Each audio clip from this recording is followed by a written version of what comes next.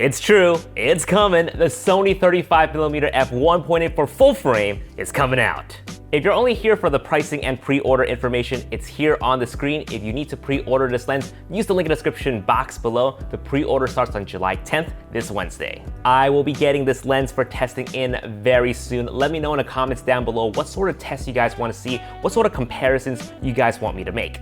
And I'll see to it that the most highly requested topics get fulfilled in that video. But for now, in this video, we're gonna talk about what the Sony 35mm f1.8 will be good for, should you buy this lens, and if there are any alternatives that you should consider.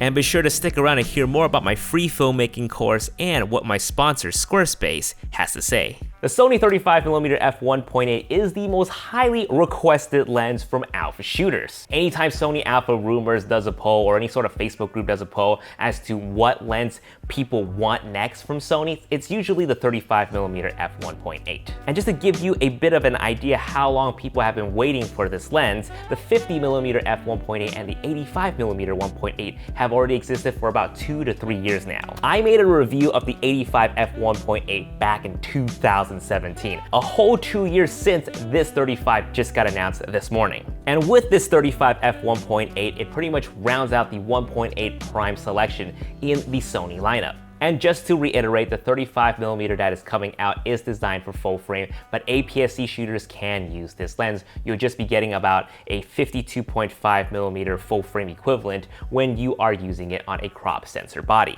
Generally, the 35mm focal length is good for general photography. It's still considered a wide angle lens, but compared to a 24mm or 25mm, there aren't much distortion when you're shooting with a 35mm, making it a great street photography lens and a great environmental portrait lens. You're not gonna get much edge distortion like you would on a 24 or a 25mm. And looking at the press release, just to go over a few spec stuff, the max magnification of this lens is 0.24x and the minimum focusing distance is 0.22m. And what that means is that you can get pretty close to an object. Let's say if you're shooting flowers or you're shooting food, the 35mm 1.8 can get pretty close. Now, not macro close, but close enough to get some interesting shots. The filter thread size is 55mm, just in case you want to pick up some polarizer or some ND filters, you need to get it in 55. It's a 9-blade circular aperture, so it's going to give you very pleasing bokeh, that out of focus background blur, and it should look pretty milky when you get up and close to an object. The weight of this lens is 280 grams or 0.62 pounds, so it's going to be lighter than your average soda can.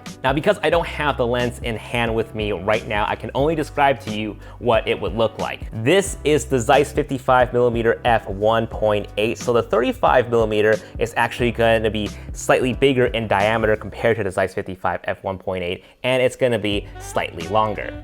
And the one lens that I have that comes pretty close to matching the 35mm 1.8 description is this Zeiss 16-70 f4 lens right here. This one is also a 55mm in diameter for the filter thread, and it seems to be about 73 centimeters long. So compared to the 55 right here, this is what the 35 would look like in terms of size and length.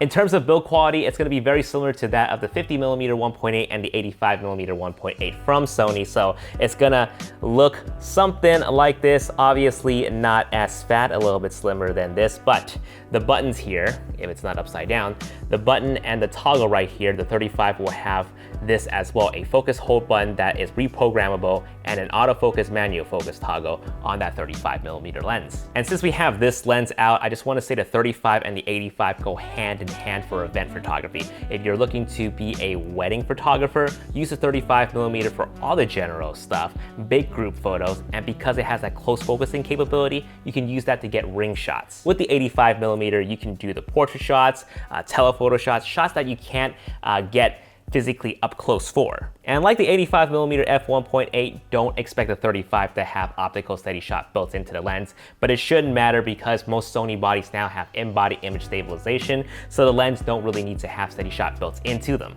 Now, I know my crop sensor shooters are gonna ask me this, and yes, this lens is gonna be good for your A6000, A63, A64, A6500 camera, but only get this lens if you're planning on moving to a full frame camera soon. Now, the reason why I say this is because you guys already have a 35mm f1.8 with optical steady shot that's been out for years now. And this is gonna be a little confusing to explain, so just bear with me. The 35mm f1.8 that's coming out is designed for full frame cameras, hence the FE acronym in the title. The one that's been out with the optical steady shot is just E. FE means it's for full frame, plain old regular E means it's for APS-C. If you're not planning on moving to a full frame anytime soon, just go for the regular E version. It is $250 less than the full frame version. You are getting the same focal length with the regular E version. Now you can use the regular E version on a full frame camera, but the issue with that is if you're trying to use it in full frame mode, you get this heavy vignetting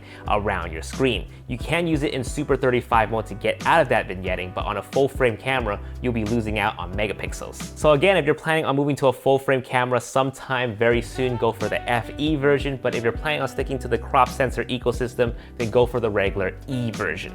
Another question I predict that I will get a lot is, should you get the 24G master or go with this new 35mm 1.8? Especially since these two lenses share very similar characteristics to one another. Now, of course, the biggest difference between these two lenses is the 9mm focal length difference, and one is a 1.4 and the other one is a 1.8. Now, if you are a video shooter, I would actually recommend going for the 24G master just because you can use Super 35 mode to get that 35mm look. And there are no quality degradation when you're shooting video in Super 35 mode. However, the same cannot be said if you are just shooting purely photos. Unless you have an A7R III, if you're shooting Super 35 mode on A7 III, you're dropping from 24 megapixels to 10 megapixels. So if you want that 35mm look and preserve all those megapixels, then you would want to consider the 35mm f1.8. And like I mentioned earlier, the 35mm doesn't have that edge distortion like a 24 or 25mm would.